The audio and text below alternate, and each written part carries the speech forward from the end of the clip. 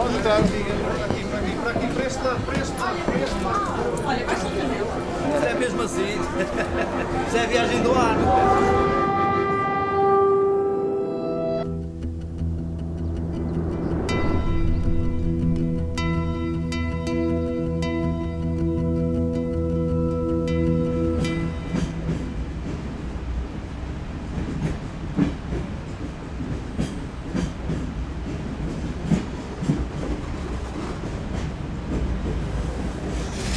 Temos bilhetes da Mongólia.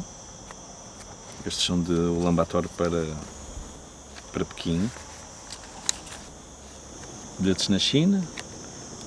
Pequim para Shanhaiguan, um dos términos da muralha da China. Isto é a mesquita de Almoabad, coisas que eu vou escrevendo, não é? As minhas impressões da viagem.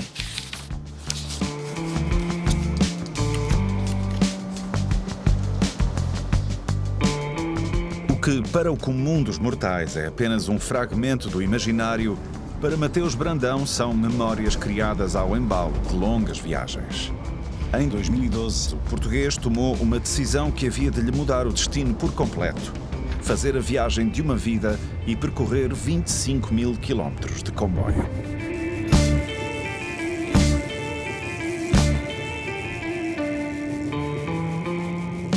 Na altura estava a passar um documentário no National Geographic, creio, o Long Way Down, com o Ewan McGregor e o Charlie Boorman, em que eles desciam desde o ponto mais norte da Grã-Bretanha até ao Cabo Agulhas, e eu pensei, por que não então, se eles estão a começar no ponto mais norte da Grã-Bretanha, por que não começar no ponto mais norte da Europa e ir até ao ponto mais sul da África, overland e sempre que possível de comboio. E, efetivamente foi uma viagem que acabou por mudar a minha vida, né? E me trouxe ao mundo das viagens, me fez deixar a arquitetura e para abraçar esta vida de andarilho. Este é um bilhete que eu gosto bastante, é muito especial. Um bilhete de Tinda para Moscovo, e é o bilhete da viagem mais longa que eu alguma vez fiz de comboio, mais de 100 horas, 5 noites a bordo do mesmo comboio. E por isso é um bilhete bastante especial. Muitos dos aficionados estão mais vocacionados, se calhar, para o comboio em si, para a máquina. Eu, na verdade, aquilo que me fascina, sobretudo, são as viagens de comboio, é a possibilidade de passarmos dias inteiros dentro do mesmo comboio e atravessarmos paisagens quase infindáveis.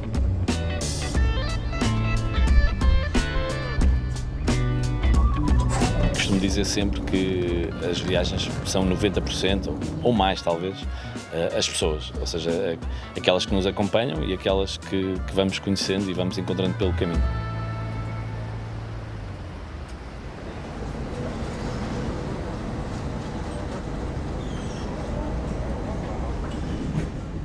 No início, é apenas a calma e o movimento compassado do comboio.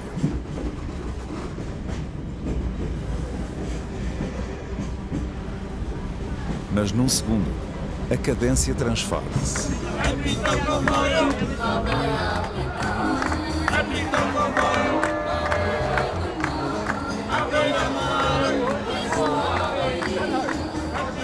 O Sr. Ferraz já está quase pronto para nos levar num roteiro pelas linhas ferroviárias de Portugal. Então comecemos a falar... A linha tua, Tua a Bragança. Sim, exatamente. Tua Tenerife, Catanheiro, Santa Luzia, São Lourenço. A menina te deu o Tens que falar mais, menina está preparada. mais calma. Ela é que manda, quem manda, ela é que manda o Ah, táxi. exatamente. Ela é que dá o táxi, ela é que dá o táxi. E tudo isso, linha do sul. Tua, Tenerife, Catanheiro, Santa Luzia, São Lourenço. Tralhão, Brunheda, Conselho, Abreiro, Ribeirinha, Vilarinho, Caixão, Frecha, Latada, Mirandela, São Sebastião, Carvalhais, Vila de Ledra, Adanto, Romeu, Cortiço, Grijão, Macedo, Cavaleiros, Castelãos, Alzimos, Azimos, Salcelas, Valdez, Sendas, Chão, Fermentão, Salsa, Roça, Sorte, Remesquilo, Rebordão, Mosca, Bragança. Muito bem!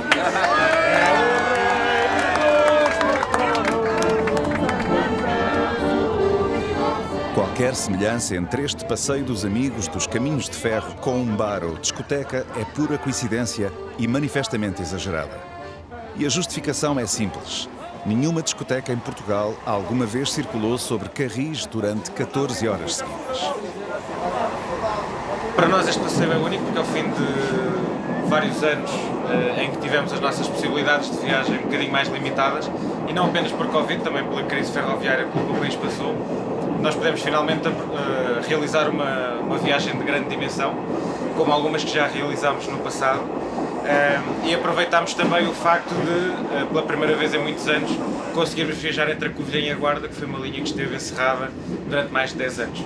E, portanto, foi a primeira vez em mais de 10 anos que nós pudemos realmente fazer toda a volta pelas beiras, aproveitando as carruagens panorâmicas que, entretanto, a CP recuperou. Algumas delas estavam fora de serviço há cerca de 20 anos, e que permitem usufruir das paisagens da beira interior como nenhuma outra carruagem, sobretudo o Vale do Tejo, que era uma grande curiosidade já há muito tempo de podermos olhar ao Vale do Tejo por estas janelas panorâmicas. Vejo o Tejo a passar à beira da minha casa, mas não é nada especial. Aqui é mais giro. É como se a nossa imaginação fizesse a maioria do trabalho, porque eu olho para a paisagem e digo, isto é super raro, tenho muita sorte em dar nesta viagem, é algo espetacular. E eu acho que é um bocado este ambiente que eu acho piada e que guardo sempre dos passeios da APAC, é esse. É a forma como todos vivem e todos sentem o caminho de ferro. Parece um grupo de crianças, crianças grandes, a desfrutar daquele que é o seu secreto público prazer, que é andar de caminho de ferro. Numa rota de mais de 730 quilómetros, o Passeio das Beiras fez algo de inédito. Atravessou 3 linhas nacionais num só dia e transportou 450 apaixonados por comboios.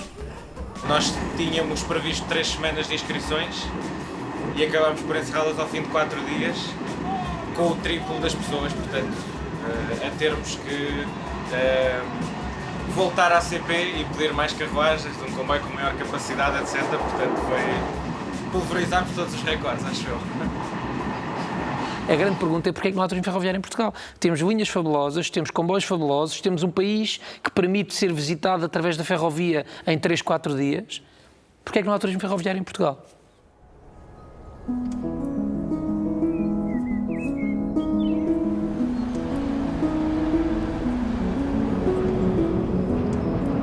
É indescritível. Estes calcos do Douro, esta paisagem toda envolvente é de facto uma coisa incrível. É um rio lindo, é um rio grande, tem estas curvas que lhe dão uma certa beleza. Se tentássemos desenhar um sítio melhor para turismo ferroviário, dificilmente conseguimos fazer melhor do que o Douro. Não há um sítio onde se consiga receber muita gente, porque não há onde ficar. Não há um sítio que se consiga aceder com facilidade. Mas o que tem nesses defeitos tem depois em qualidades únicas, como o dramático daquele cenário, o facto de ser um cenário que privilegia naturalmente o comboio e no qual o comboio anda muitas vezes junto à água a velocidades muito agradáveis.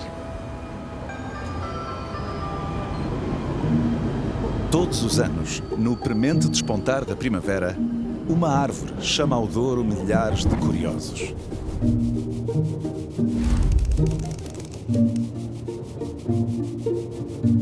A CP prepara comboios especiais que rumam às amendoeiras floridas, nem sempre fáceis de encontrar, ora atrasadas no tempo, ora já perdidas pelo ritmo das estações. Obrigado, boa viagem. Para além de vir ver as amendoeiras em flor, para mim é também uma viagem de saudade. Eu fiz esta viagem Porto Régua, não até ao Pocinho, durante dezenas de anos, porque tenho família próximo da Régua.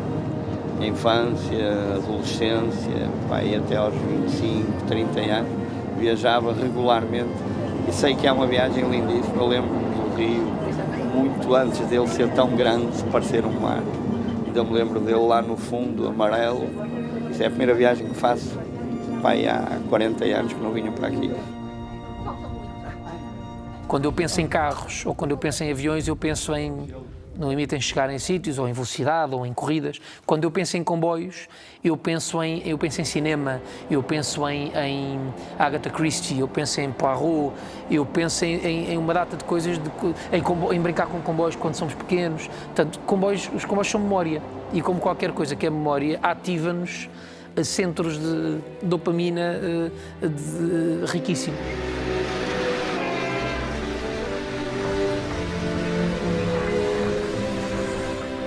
Já fiz uma viagem de comboio onde dormi no comboio e é incrível o que se pode conhecer.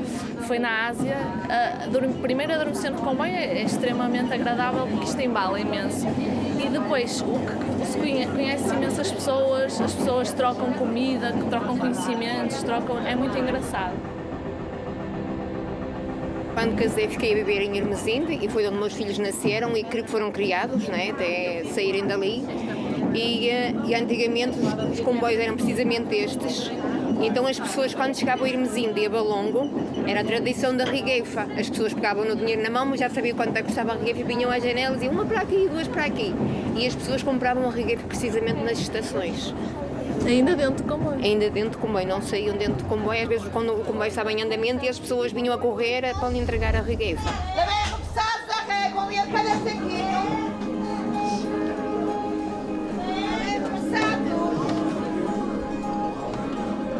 A Rota das Amendoeiras realiza-se há mais de 60 anos, mas a arte de empregar o tempo agradavelmente, como dizia Ramalho Ortigão, começou a tomar conta do comboio já no início do século XX.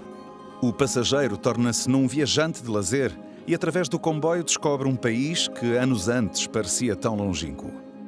O turismo passa a ter direito a um departamento próprio na CP e em 1932 nascem os inusitados comboios mistério, em que o viajante comprava um bilhete sem nunca saber o destino. Diziam, contudo, as más línguas que raramente o segredo era guardado até ao fim. E desde os anos 70 do século XX, que Portugal recebe visitantes estrangeiros que vêm especialmente em busca dos nossos comboios.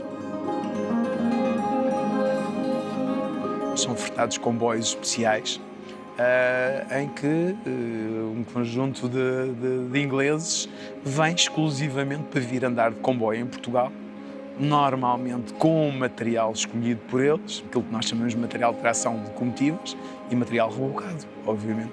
Portanto, isso é uma realidade já há longos anos.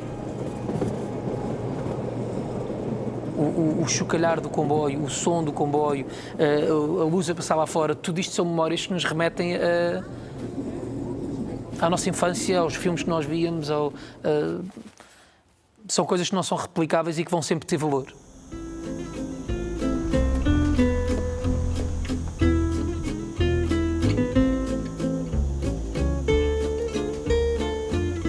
Tive uma vez um viajante que me disse que, no Transiberiano, que me disse que aquilo, estar naquele comboio era como voltar ao útero materno. Tive a oportunidade de percorrer todos os quilómetros daquilo que podemos definir como fazendo parte desse universo do Transiberiano.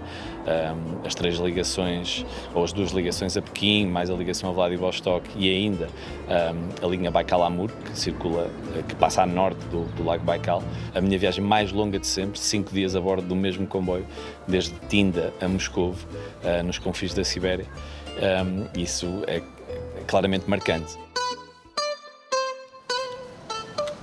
Era aqui uma coleção infindável de cartões de restaurantes e alojamentos e cafés, dos sítios por onde eu vou passando e onde eu depois acabo por voltar. Mais de 3/4 de um ano na vida de Mateus Brandão são passados dentro de um comboio. Ora a liderar viagens de grupos, ora a preparar novas rotas. Muitas vezes perguntam-me se eu não me canso de fazer, por exemplo, as mesmas viagens e a minha resposta é não me canso, porque é a única forma de nós irmos a fundo e de conhecermos profundamente aquilo, os sítios para onde vamos.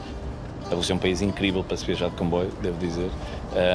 Quando fui precisamente de Vladivostok a Iacútia, o comboio começou a chegar lá em março do ano passado e é assim uma viagem fabulosa, uma zona completamente gelada. Em novembro tínhamos o rio já completamente congelado e é fabuloso. O comboio traz-nos à margem, junto à água, e é isto que o comboio possibilita e que eu acho que mais nenhum meio de transporte é capaz de proporcionar.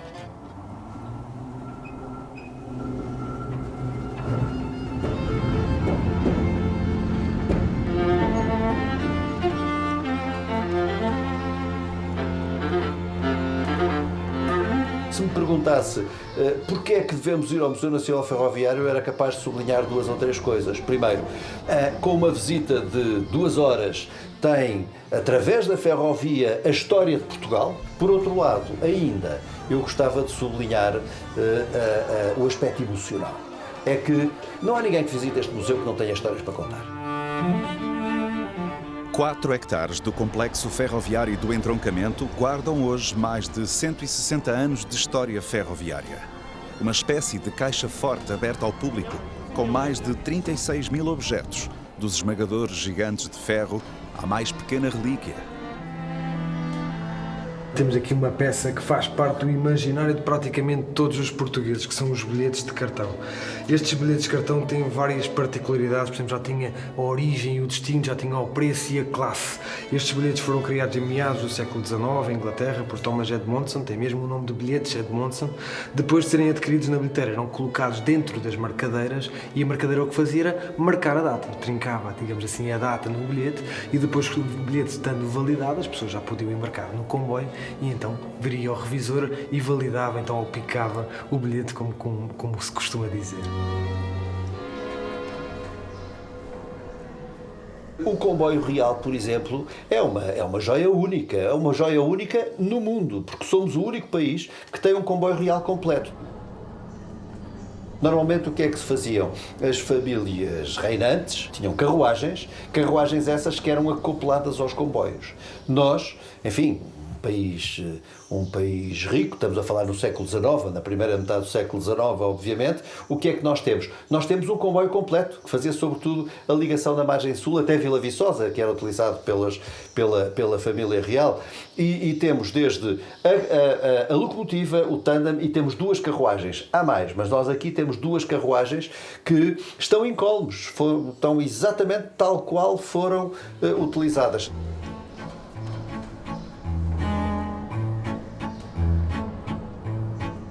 Na grande nave faz-se a viagem do diesel ao elétrico, com os antigos rápidos que faziam Porto-Lisboa, as composições de terceira classe ou as carruagens pagadoras, que ao longo das linhas iam entregando os ordenados aos ferroviários. E tinha aqui uma espécie de cofre, olha aí. Este material que aqui está à nossa volta terá a mesma relevância histórica daqui a 500 anos que tem hoje um coche do século XVI.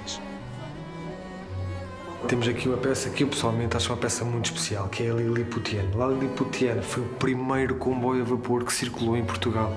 E quando eu digo que é o primeiro, realmente foi o primeiro. Se tiverem atenção que a primeira viagem decorreu a 28 de outubro de 1856, esta máquina foi oferecida pelo rei Luís Filipe, de França, ao seu filhado Dom Luís em 1846, 10 anos antes. Dom Luís tinha cerca de 8 anos de idade, Dom Pedro teria ali cerca de 9, e eles então brincavam nesta máquina que funcionava, a água e carvão, no Palácio das Necessidades, no jardim lá de casa. Esta máquina, então, nós gostamos de acreditar que isto foi o que fez crescer aquele gosto pela ferrovia, aquele bichinho pelos comboios que mais tarde levou a que Dom Pedro V implementasse, juntamente com Fontes Pereira de Mel, implementasse a ferrovia em Portugal, e depois Dom Luís, que durante o seu reinado houve realmente uma grande expansão daquilo que é a rede ferroviária. E por isso é que eu acho que esta peça realmente é extremamente importante naquilo que é a história da ferrovia em Portugal. Comparativamente com uma série de outros países europeus, e não só europeus, nós temos um património ferroviário brutal e isso explica-se muito facilmente. É que nós não fomos objeto nem das duas grandes guerras, nem de uma guerra civil absolutamente devastadora, como a Guerra Civil de Espanha, por exemplo. E todos sabemos que a ferrovia, pelas suas capacidades de transportar pessoas, transportar mercadorias, material militar, inclusivamente, obviamente que era um alvo militar, um alvo a bater, e nós ficamos felizmente, bastante à margem dessa destruição. Ou seja, nós temos um património ferroviário muito grande. Aliás, estamos dentro de uma unidade, o comboio presidencial, que é propriedade do Museu Nacional Ferroviário, da Fundação Museu Nacional Ferroviário, que já tem sido utilizado e queremos que seja cada vez mais em termos de turismo ferroviário. 3 das carruagens do comboio presidencial vêm ainda do tempo da monarquia. Uma peça rara que serviu 3 chefes de Estado e ainda capaz de nos fazer imaginar as reuniões no Salão de Ministros ou as conversas na carruagem dos jornalistas. Depois de anos de abandono, o presidencial foi restaurado em 2010 e 6 anos mais tarde aconteceu o há muito esperado.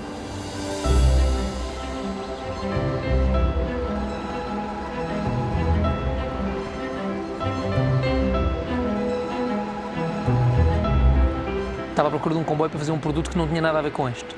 Produto de música, que nunca cheguei a fazer. E na altura queria um comboio com patine, e então fui ao Museu Nacional Ferroviário à procura desse comboio. E por acidente vi este e descobri este e fiquei encantado com ele. E portanto fui para casa a pensar naquilo. E famosamente, já contei esta história um par de vezes, famosamente foi a minha filha de 10 anos ao jantar, quando eu lhe estou a descrever este comboio, é ela que me diz porque é que não fazemos um restaurante. A fazer lembrar a aura do Expresso do Oriente, o comboio presidencial fez-se The Presidential e as viagens de luxo com refeições estrelas Michelin tomaram a linha do Douro.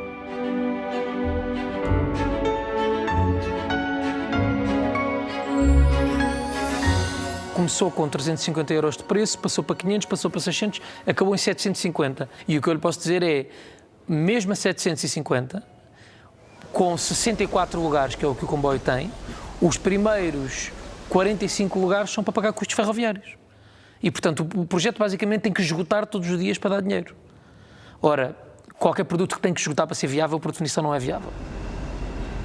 De São Bento ao Vesúvio, o presidencial percorreu assim mais quilómetros numa linha férrea do que alguma vez tinha feito no passado. Portugal não quer turismo de massas, não tem escala para turismo de massas em lado nenhum. O Douro é um ótimo exemplo. Portugal quer um turismo mais curto, mais qualificado, a gastar mais dinheiro. Mas depois temos este problema de ser de luxo, não pode ser apoiado. E, portanto, tem que ser viável. Como estas coisas não são viáveis durante anos até a passarem a ser, temos aqui um paradoxo complicado do turismo ferroviário em Portugal. Querem comprar ovos moldes ao mexilhão. Na única linha de via estreita em funcionamento em Portugal, 5 carruagens históricas preparam-se para partir.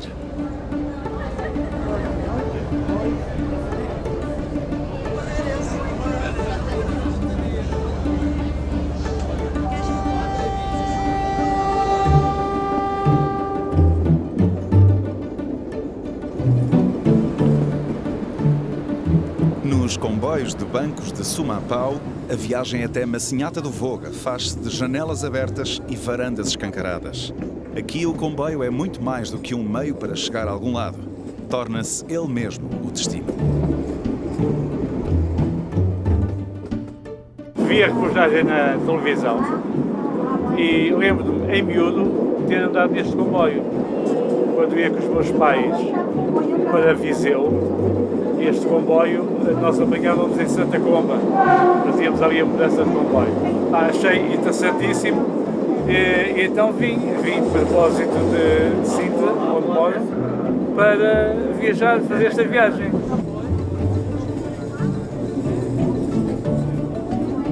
E aqui a intenção era mesmo estar a conhecer o comboio histórico, portanto, por ser um comboio mais antigo, andámos nos comboios mas mais recentes. Tirando o desconforto do assento, é tudo muito engraçado. Mas é engraçado até o ambiente, a animação que nos proporcionam, é tudo diferente e é muito engraçado. Apita comboio, anda turbilhão, e as moças vão todas para a turbilhão. É assim uma coisa desse género. Mas já não sei mais, só sei este comboio debaixo do chão, apita comboio lá na estação, apita comboio debaixo do chão, apita comboio lá na estação. Eu não quero mais a rua.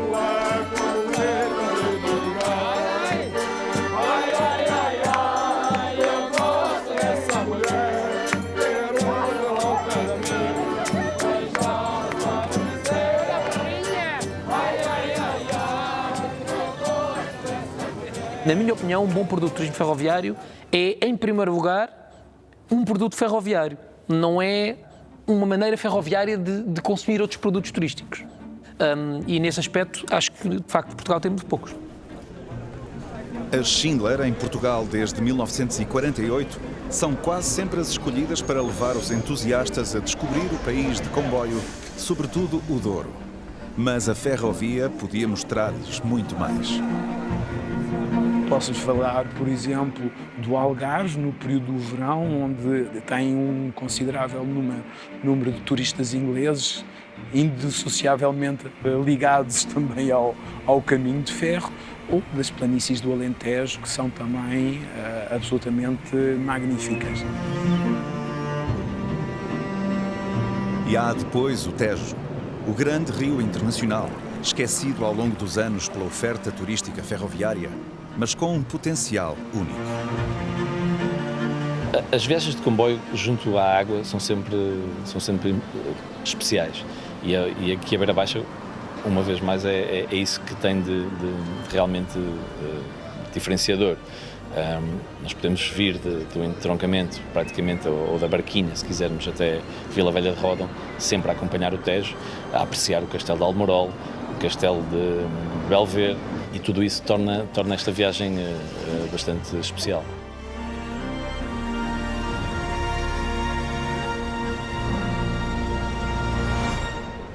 Durante 2 dias e 2 noites, Mateus Brandão tem vindo a conduzir viajantes ao longo da rota ferroviária do Tejo.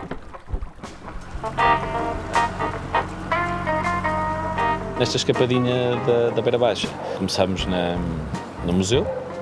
Do museu fazemos uma visita ao Castelo de Almorol, que apesar de tudo e de ser um monumento icónico, e não creio que seja assim um sítio tão visitado quanto isso, temos a oportunidade sempre de provar o peixe do rio, a fataça, também algo que escapa à maioria das pessoas.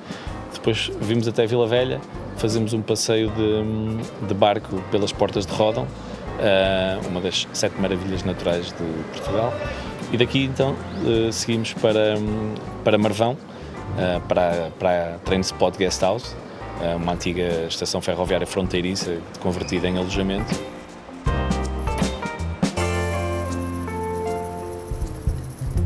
Portugal só vai estar pronto para atrair investimento em turismo ferroviário privado quando os privados tiverem maneira de desenvolver esta atividade. Para os privados terem maneira de desenvolver esta atividade tem que ser minimamente regulada e organizada. É fácil perceber. Para eu pôr um comboio na linha, preciso de anos e de milhões de euros. Para gastar milhões de euros, eu antes de o gastar preciso de uma garantia que me vão deixar pô-lo na linha. Para me deixar pô-lo na linha, eu tenho que ter garantia que o canal vai lá estar quando eu acabar de construir o comboio. Se o comboio for um comboio hotel, é preciso garantia que me vão deixar estacionar o comboio com os meus clientes a dormir lá dentro, nas estações A e B e C. E, portanto, infelizmente, o investimento privado vem a jusante desta operação.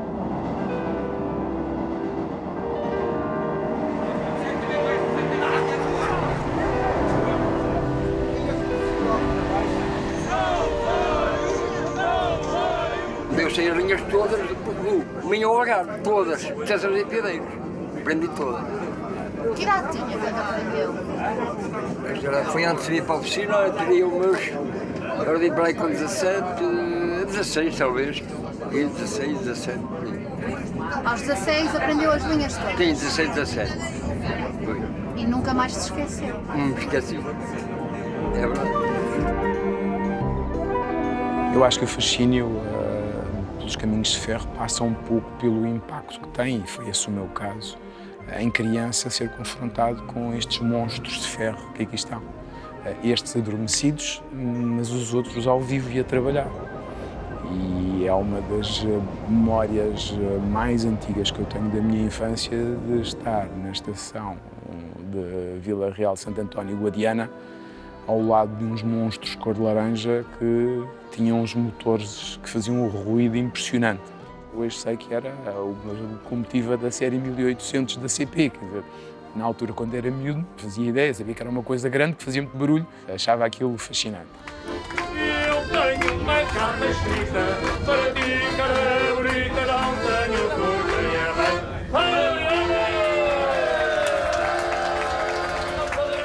e vamos lá, estamos preparados? Menina, diga aí.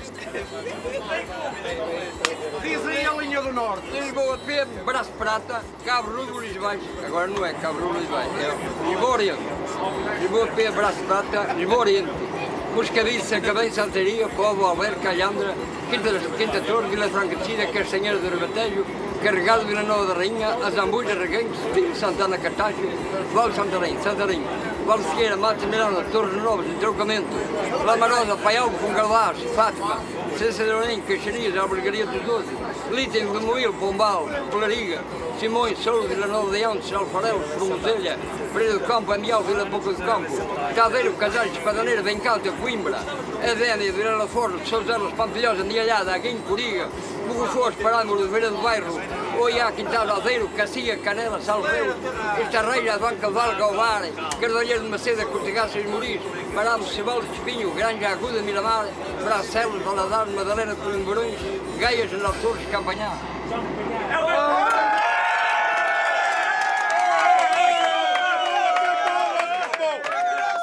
A partir de agora, eu é que sou um empresário, vamos lá.